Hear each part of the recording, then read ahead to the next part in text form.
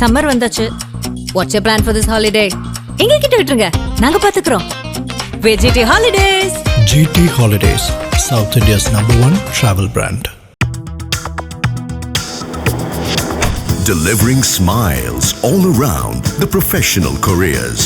Reach us to reach them. இந்த வாக்குச்சாவடிகள் இளைஞர்களுடைய கூட்டம் இருந்தது இல்லை, அதற்கு காரணம் விஜய். இன்னொன்று, அரசியலுக்கு நமக்கு என்ன சம்மந்தம்னு போயிட்டு இருந்த பல பேர் வந்து அரசியலை விஜய்க்காக தெரிஞ்சுக்க முன் வந்து இப்போ இன்றைக்கி ஓரளவுக்கு அவனுக்கு அரசியல் புரிகிற அளவுக்கு வந்துட்டான். சரி, இப்போ சமூக வலைத்தளங்களில் இந்த white and brown dress code வந்து ரொம்ப அப்படி தான் வந்து. சரி, இப்போ சப்போஸ் வந்து திமுகவுக்கு வந்து பெரும்பான்மை கிடைக்காம ஏடிஎம்கேவும் டிவிகேவும் கூட்டணி போகிற மாதிரி இருந்துச்சுன்னா அந்த வாய்ப்பு இருக்குன்னு நினைக்கிறீங்களா? இல்லை, பல அரசியல் வல்லுநர்கள் கணிக்கிறது என்னென்னா ஒரு ஹங்பா அசம்பிளி வருங்கிற மாதிரி தான் கணிக்கிறாங்க. இப்போ இந்த தொங்கு சட்டசபைன்னு ஒன்று வரும்பொழுது விஜய் வந்து எத்தனை எம்எல்ஏக்கள் கையில் வச்சிருக்கிறாரு அப்படிங்கிறத பொறுத்து தான் யாருக்கு சப்போர்ட் பண்ண போகிறாருங்கிற முடிவை நம்ம எடுக்கலாம். பட் அது ஒன்றுமே புரியல. அதான் கண்ணை கட்டி காட்டில் விட்ட மாதிரி இருக்குது. இந்த 4ஆம் தேதி தான் நமக்கு தெரியும் யாருக்கு பெரும்பான்மை இருக்குது, அல்லது ரெண்டு பேருமே வந்து பெரும்பான்மை இல்லாமல் வந்து சிக்கி போகிறாங்களா. ஆகாயம் நேயர்களுக்கு வணக்கம். இன்றைக்கி நம்ம கூட வலைப்பீச்சு சந்திரன் அவர்கள் இணைஞ்சிருக்காங்க. வணக்கம் சார். வணக்கம் சார். எந்த வருஷமுமே இல்லாமல் இந்த வருஷம் தேர்தலில் வந்து 85% வந்து வாக்கு வந்திருக்கு. இதுக்கு ஒரு காரணம் வந்து எஸ்ஏஆர் சொல்கிறாங்க, இன்னொரு பக்கம் வந்து விஜய் அலை அப்படின்னு சொல்கிறாங்க. இதுக்கு வந்து எஸ்ஏஆர் காரணமா இல்லை விஜய் அலை காரணம்னு நினைக்கிறீங்க? ஒவ்வொரு முறையும் வந்து ஒரு 25 லட்சம் வாக்குகள் அதிகரிச்சுட்டே இருக்குது. கடந்த 4 முறையாக நீங்கள் தேர்தல் நடக்கும்பொழுது பார்த்தீங்கன்னா ஒரு தேர்தலுக்கும் ஒரு 25 லட்சம் 30 லட்சம் வாக்குகள் அதிகரிச்சுட்டே இருக்குது. ஸோ அந்த மாதிரி அதிகரித்தது தான் இதுன்னு தான் நம்ம சொல்ல முடியும். இன்னொன்று எஸ்ஐஆர் ஒரு காரணமாக இருக்கலாம். ஆனால் எல்லாத்தையும் தாண்டி இந்த வாக்குச்சாவடிகள் இளைஞர்களுடைய கூட்டம் இருந்தது இல்லை, அதற்கு காரணம் விஜய். நீங்கள் எண்ணிக்கையெல்லாம் விட்டுருங்க, நீங்கள் பல இடங்களில் பார்க்கலாம். இந்த 30 வயதுக்கு கீழ்ப்பட்ட இளைஞர்கள் இவங்க வந்து அணியாக அலையலையாக வாக்குச்சாவடியை நோக்கி வர ஆரம்பிச்சாங்க. ஆமாம், அது ரொம்ப எனர்ஜெட்டிக்காக நம்ம ஓட்டு போடணும் அப்படிங்கிற ஒரு எண்ணம். இன்னொன்று, அரசியலுக்கு நமக்கு என்ன சம்மந்தம்னு போயிட்டு இருந்த பல பேர் வந்து அரசியலை விஜய்க்காக தெரிஞ்சுக்க முன் வந்து இப்போ இன்றைக்கி ஓரளவுக்கு அவனுக்கு அரசியல் புரிகிற அளவுக்கு வந்துட்டான். நீங்கள் நல்லா கவனித்தா தெரியும், வெளியூர்களுக்கு போன அந்த ரயில்வே ஸ்டேஷனில் போய் ஒரு கூட்டத்தை பார்த்தீங்கன்னாலும் சரி, பேருந்து நிலையங்களில் பார்த்தாலும் சரி, ஏர்போர்ட்டில் பார்த்தாலும் சரி, எல்லாமே பிலோ 30 தான். இப்போ இவங்க எல்லாமே வந்து உள்ளே வந்ததுக்கு காரணம் வந்து விஜய் தான். அதில் ஒன்றும் மாற்று கருத்தே இல்லை. மற்றபடி வந்து இது வழக்கமானது தான். ஏன் சார் 30 வயசு ஆளுங்க மட்டும்தான் விஜய்க்கு சப்போர்ட் பண்ணுறாங்களா? இல்லை, நான் சொல்வது பெரும்பான்மை. அதற்கப்புறம் வீட்டுக்குள்ளே இருக்கிற பெண்கள் அதெல்லாம் ஒரு பக்கம் இருக்காங்க. ஸோ நான் என்னென்னா அந்த இளைஞர்கள் வாக்குங்கிறது இன்றைக்கி அதிகபட்சமாக விஜய் பக்கம் நோக்கி திரும்பியிருக்கு. அவ்வளோதான். இது எல்லாமே வந்து மே 4ஆம் தேதி தான் அது என்னங்கிறத நம்ம முடிவுக்கு வர முடியும். பட் ஓவராலாக பார்க்கும்போது நமக்கு அப்படி தோணுது, அவ்வளோதான். சரி, இப்போ சமூக வலைத்தளங்களில் இந்த white and brown dress code வந்து ரொம்ப அப்படி தான் வந்துருக்கு. நான் நேற்று போட்டால் தான் சார் பிரச்சனை, இன்றைக்கி போட்ட பிரச்சனை வராது, அதனால் இன்றைக்கி போட்டுக்கிட்டேன் நான். அதுவே வந்து கோடு வேர்டு அக்செப்டட் அப்படின்ட்டு வந்து மீம்லாம் போடுறாங்க. இது வந்து விஜய்க்கு ஆதரவுன்னு எடுத்துக்கலாமா, இல்லைனா வந்து கேஷுவலாக எல்லாம் போடுறது அப்படின்னு எடுத்துக்கலாம்? இல்லைங்க, ஒரு கட்சி தலைவருக்கும் ஒரு அடையாளம் இருக்குது. இப்போ நீங்கள் பார்த்தீங்கன்னா காவி கலரில் யாரெல்லாம் துண்டு போட்டிருக்காங்களோ அவங்கெல்லாம் இந்துத்துவா சார்ந்தவர்கள்ங்கிறத நம்ம ஈஸியாக புரிஞ்சுக்க முடியும். பிஜேபி இந்துத்துவா சார்ந்தவர்கள் தான் இந்த காவி துண்டோட வெளியில் வருவாங்க. அவங்க பேசுகிற அரசியலை நமக்கு பார்த்தா தனியாக தெரியும். அதே மாதிரி கருப்பு துண்டு, அது பார்த்திங்கன்னா கருப்பு சட்டை கருப்பு துண்டுனா திராவிடர் கழகம். அப்புறம் ஒரு காலத்தில் இளைஞரணி தலைவராக ஸ்டாலின் இருக்கும்பொழுது பார்த்திங்கன்னா கருப்பு பேண்ட்டு வெள்ளை ஷர்ட்டு, இது யாரெல்லாம் போட்டிருக்காங்களோ அவங்க எல்லாமே இளைஞரணியை சார்ந்தவர்கள் அப்படின்னு நம்ம ஈஸியாக புரிஞ்சுக்க முடிஞ்சுது. இப்போ விஜய் வந்து அந்த பேண்ட் வந்து ஒரு மாதிரி ப்ரௌனும் இல்லாமல் ஒரு மாதிரி கிரேவும் இல்லாமல் ஒரு இடைப்பட்ட ஒரு கலர், பெய்ஜ் கலர் அப்படின்னு. ஆமாம், அந்த கலரு ஒரு ஒயிட் ஷர்ட்டு. இது வந்து ஆந்திராவில் ஜெகன்மோகன் ரெட்டி போட்டார். அதற்கப்புறம் வந்து இங்கே தமிழ்நாட்டில் இவர் போடுறாரு. இந்த ஸ்டைலை பல பேர் இன்றைக்கி ஃபாலோ பண்ண ஆரம்பிச்சிருக்கிறாங்க. முக்கியமாக விஜயை யாரெல்லாம் விரும்புகிறாங்களோ அவங்க எல்லாருமே அந்த கலரை யூஸ் பண்ண ஆரம்பிச்சிட்டாங்க. முக்கியமாக தேர்தல் அன்னைக்கு நிறைய பேர் அந்த ட்ரெஸ்ஸோடு வந்ததை நம்ம பார்க்க முடிஞ்சுது. கிட்டத்தட்ட அப்படி வருகிற எல்லாருமே வந்து விஜய்க்கு ஆதரவாக வாக்களிக்க போகிறாங்கங்கிறத நம்ம ஈஸியாக புரிஞ்சுக்க முடிஞ்சுது. அது ஒன்றும் தப்பு இல்லையே, எல்லாருக்கும் ஒரு அடையாளம் இருக்கும்போது தாவேக்காவுக்கான அடையாளமும் இதை வச்சுக்கோங்களேன். அப்போ சினிமா சைட்லேருந்து நிறைய சப்போர்ட் இருக்குன்னு நினைக்கிறீங்களா? கட்டாயமாக இருக்கும் இல்லைங்க. இப்போ நம் துறையிலேருந்து ஒருத்தர் வராரு, அவரை பிடிக்குதோ பிடிக்கலோ நம்ம சப்போர்ட் பண்ணுவோங்கிற எண்ணம் வந்து கட்டாயமாக வரும். அது ஒரு பேசிக்கலான ஒரு விஷயம் தானே. இப்போ ஒன்றும் இல்லை, இப்போ நம்மளாம் கேமரா தூக்கிட்டு ஒரு ப்ரெஸ் மீட்டுக்கு போகிறோம், அங்கே யாரோ ஒரு கேமராமேனுக்கு ஒரு பிரச்சனை ஆகிடுதுன்னு வைங்களேன், நம்ம சும்மா வருவோம், வரமாட்டோம்ல. அப்போ அவர் மேலே சரியோ தவறோ அவருக்கு ஆதரவு அனுப்போம்ல. ஸோ அந்த மாதிரி கணக்கு தான். இப்போ நம் சார்ந்தவர்கள் ஒரு துறைக்கு வரும்பொழுது அல்லது ஏதோ ஒரு செயலை செய்யும் பொழுது நாம் ஆதரவு அளிக்கணுங்கிறது ரொம்ப இயல்பான ஒன்று தானே. இப்போ சினிமா துறையில் ஓகே, இந்த இன்ஃப்ளூயன்ஸும் நிறைய பேர் வந்து அந்த மாதிரி வந்து ட்ரெஸ் கோடில் வராங்க. இது வந்து பெய்டா இல்லைன்னா உண்மையாகவே இவங்கெல்லாம் வந்து ஆதரவு தெரிவிக்கிறாங்கன்னு? எனக்கு தெரிஞ்சு இன்ஃப்ளூயன்சர்ஸ் எல்லாமே வந்து பெய்டு தான். தன்னார்வத்தோடு வர்றவங்க வேணால் ஏதோ 1-2 பேர் இருக்கலாமே தவிர, இன்றைக்கி இன்ஸ்டாவில் வர்ற இன்ஃப்ளூயன்சர்ஸ் எல்லாமே வியாபார ரீதியாக மாறிட்டாங்க. அவங்களுக்கு வந்து ஒரு தனிப்பட்ட விருப்பு வெறுப்புகள்ங்கிறது ஒன்றுமே இல்லை. நீங்கள் பணம் கொடுத்தா உங்களுக்காக பேசுவாங்க அப்படிங்கிற அளவுக்கு மாறிடுச்சு. இன்றைக்கி வந்து எல்லா கட்சிகளுமே இன்ஃப்ளூயன்சர்ஸை யூஸ் பண்ண ஆரம்பிச்சிட்டாங்க. திமுகவாகட்டும், அதிமுகவாகட்டும், தாவேக்காவாகட்டும், எல்லாருமே வந்து பணம் கொடுத்து யூஸ் பண்ண ஆரம்பிச்சிட்டாங்க. அப்போ அது ஏதோ ரோல் பண்ணுதுன்னு அவங்க நினைக்கிறாங்க. அது பண்ணிச்சா பண்ணலையாங்கிறத நம்ம அப்புறம் பார்க்கலாம். பட் அப்படி வர்றவர்களை நாம் சந்தேகத்தோடு பார்க்க வேண்டியதாக இருக்குது. ஏன்னா உள்ளார்ந்து வர்றவங்க கொஞ்சம் பேராக தான் இருக்கும், பெரும்பான்மையானவர் பணம் வாங்கிட்டு வந்தோம். சார், இப்போ இந்த பூத் வைஸில் வந்து டிவிக்கு வந்து சப்போர்ட் எப்படி இருக்குது சார்? ஜெயிக்கிறதுக்கு வாய்ப்பு இருக்குமா? இல்லை, எனக்கு தெரிந்து இந்த முறை ஒரு ஆட்சி அமைப்பதற்கான வாய்ப்புகள்ங்கிறது ரொம்ப குறைவு தான். ஆனால் அப்படி ஒரு சந்தர்ப்பத்தை இயற்கை வந்து விஜய்க்கு கொடுத்துச்சு. அவர் இன்னும் கடுமையாக கிட்டத்தட்ட அந்த கட்சி ஆரம்பித்து 3 வருஷம் ஆச்சு, 1 வருஷமாக ஆக்டிவாக இருக்காங்க. ஒரு 6 மாதம் அவர் ஒரு கடுமையான முயற்சி எடுத்து எல்லா தொகுதிகளுக்கும் பயணம் பண்ணி 234 தொகுதியிலையும் விஜய் கால்படாத இடம் இல்லை அப்படிங்கிற ஒரு சூழ்நிலை உருவாயிருந்தால் இன்றைக்கி வந்து இப்போ நீங்கள் கேட்குற கேள்விக்கு நான் ஆமான்னு கூட பதில் சொல்லுவேன். ஆனால் அவருக்கு இருந்த அந்த பெரும்பான்மையான ஆதரவு, முக்கியமாக பெண்கள், குழந்தைகள், இந்த 30 வயதுக்கு கீழ்ப்பட்டவர்கள், இவங்க எல்லாருக்கு மத்தியிலையுமே விஜய்க்கு வந்து ஒரு பெரிய மாசு இருந்துச்சு. மாசுன்னு தான் அதை சொல்லணும். அன்பு ஆதரவுங்கிறத தாண்டி மாசு அப்படின்னு தான் சொல்லணும். அது இருந்துச்சு. அதை கரெக்டாக அவர் பயன்படுத்த தவறிட்டாருங்கிறது தான் அதில் ரொம்ப பார்க்க வேண்டியது. இதில் வந்து ஓரளவுக்கு கழித்து கட்டிட்டு பார்த்தீங்கன்னா, இன்னொன்று திமுக செய்த சலுகைகள். இப்போ வந்து ஒவ்வொரு முறையும் திமுக மீது நிறைய குற்றச்சாட்டுகள் உண்டு. பயங்கரமான ரவுடிசம் இருக்கும், அதெல்லாம் பார்த்துருப்போம். இந்த முறை வந்து என்னென்னா, அவங்க இந்த ஒவ்வொரு குடும்பத்திற்குள்ளேயும் அவர்களால் திமுக அரசால் பயன்பெற்றவர்கள் இருக்காங்க. அது மாணவர்களாகட்டும், மாணவிகளாகட்டும், குடும்ப தலைவிகளாகட்டும், இந்த எல்லாருமே வந்து பயன்பெற்றிருக்காங்க. இப்போ இதை தாண்டி வந்து அவங்க ஒரு எத்திக்ஸோட இல்லைங்க நாம் இவருக்கே போட்டுடலாம் அப்படின்னு நினச்சா வேறு. ஆனால் இதில் வந்து என்னென்னா, விஜய் மீது இருக்கிற அன்பு ஒரு பக்கம், திமுக செஞ்ச நன்மை ஒரு பக்கம், இது ரெண்டுத்துக்கு நடுவில் நின்று தவித்த பல பேர் இங்கே இருக்காங்க. இதையெல்லாம் தாண்டி குடும்பத்தில் இருக்கிற குழந்தைகள் பேசுகிறது. இப்போ அவரே கரெக்டாக பல்ஸை பிடிச்சிட்டாரு. இந்த சின்ன குட்டீஸ் எல்லாமே வந்து உங்கள் தாத்தாட்ட, அப்பாட்ட, மாமாட்ட, சித்தப்பாட்ட கேளுங்கன்ட்டார். அவர் சொன்னதை வந்து ஏதோ நமக்காக சொன்னது மாதிரி நினச்சிட்டு எல்லா பிள்ளைகளுமே ஒவ்வொரு வீட்லேயும் டார்ச்சர் பண்ண ஆரம்பிச்சிட்டாங்க. எல்லா குடும்பமுமே நம்ம பிள்ளை சொல்லுது, நம்ம பேரன் சொல்கிறான், நம்ம அக்கா பிள்ளை சொல்லுதுன்னு நினச்சி ஓட்டு போட்டவங்க நிறைய பேர் இருக்காங்க.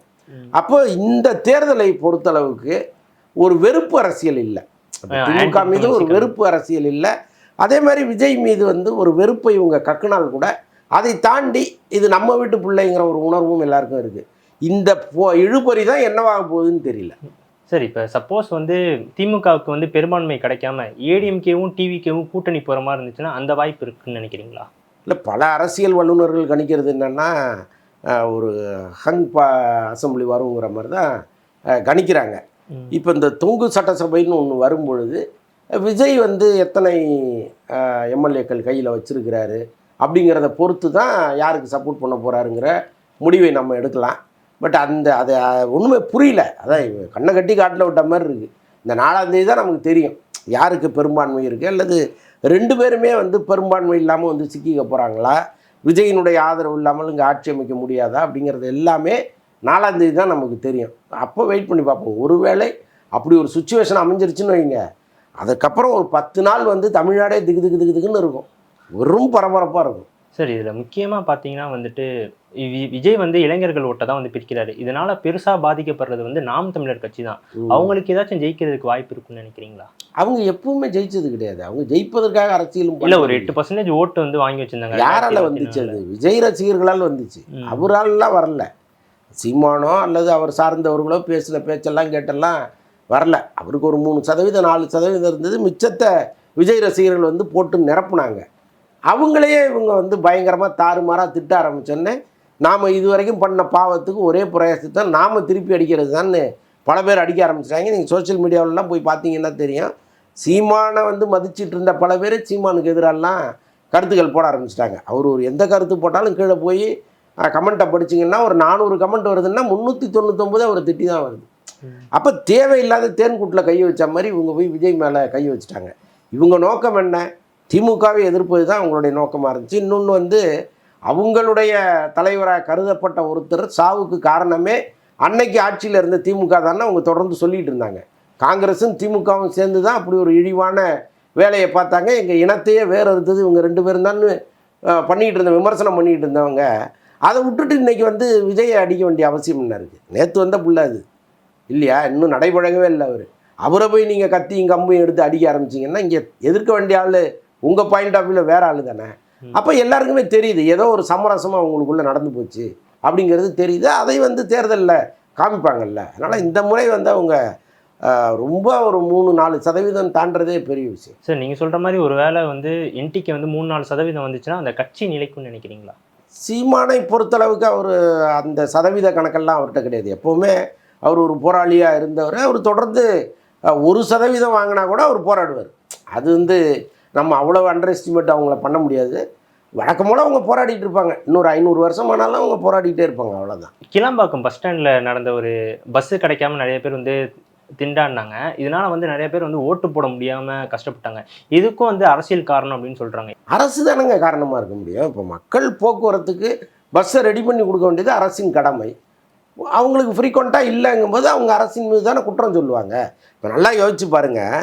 திமுகவை சார்ந்தவர்களும் சரி, திமுகவுக்காக பேசுகிற சில பத்திரிகையாளர்களும் சரி, திமுக சார்பு நிலை கொண்ட பத்திரிகையாளர்களும் சரி, திமுக இதுக்கு என்ன பண்ணணும்?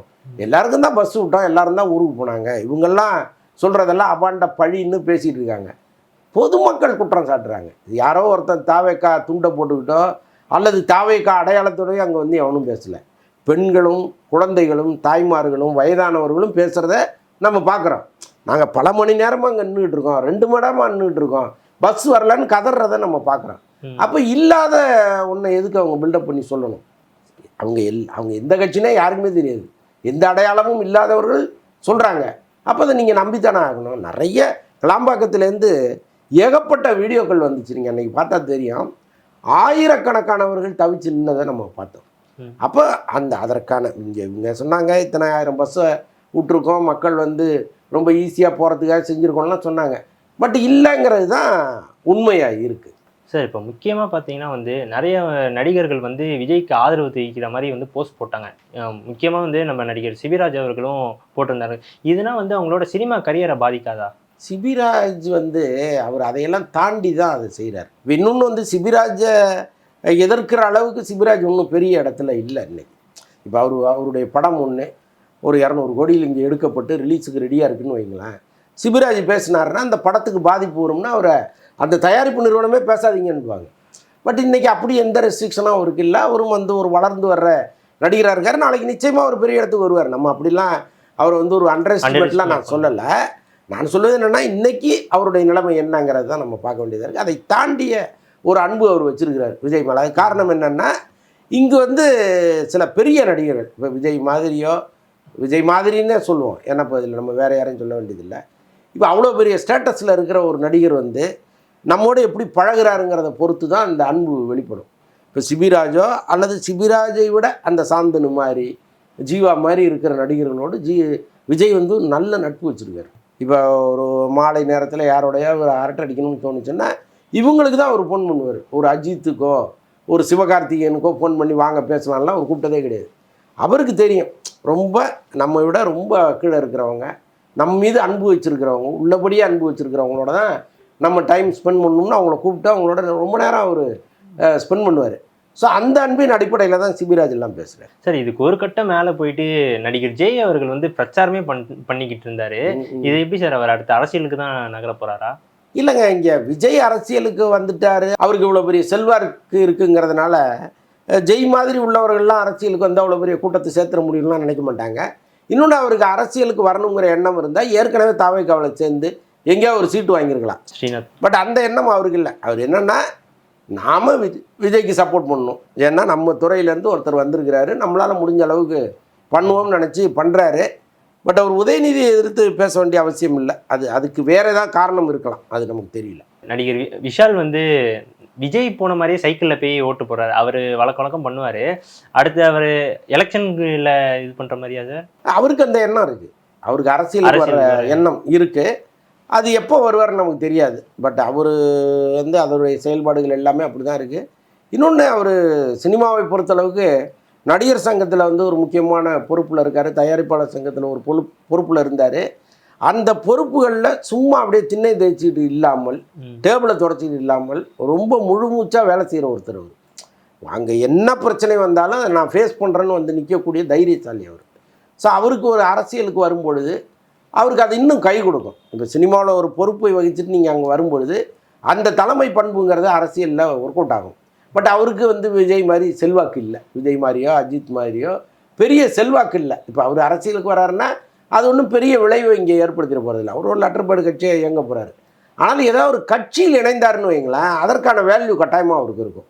அவர் தேசிய கட்சியில் இணைந்தாலும் சரி, திராவிட கட்சியில் இணைந்தாலும் சரி, அது எதிர்காலத்தில் அவர் முடிவெடுக்க வேண்டிய விஷயம்.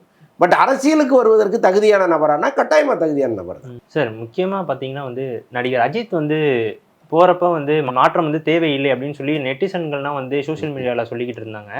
இது வந்து அவர் உண்மையாக சொன்னாரா இல்லைனா இது வந்து ஒரு ரூமர்னு எடுத்துக்கலாமா சார்? ஏங்க, நீங்கள் அந்த காணொலியை பார்த்தாலே உங்களுக்கு தெரிய போகுது, எங்கேயுமே அவர் பேசலை.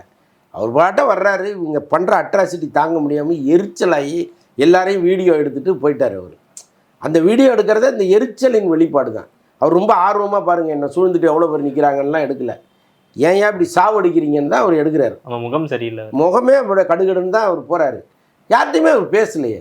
பேசாத ஒன்றை இவங்களே திருச்சி மாற்றம் தேவைன்னு அவர் சொன்னதாலாம், மாற்றம் தேவையில்லைன்னு சொன்னதா சொல்கிறாங்க. நோ நீடு அப்படின்னு அவர் சொன்னதா சொல்கிறாங்க. உடனடியாக அவருடைய மேனேஜர் மறுக்கிறார், அப்படிலாம் சார் யாரையுமே குறிப்பிட்டு சொல்ல, எதையுமே பேசலைன்னு அவர் சொல்கிறாரு.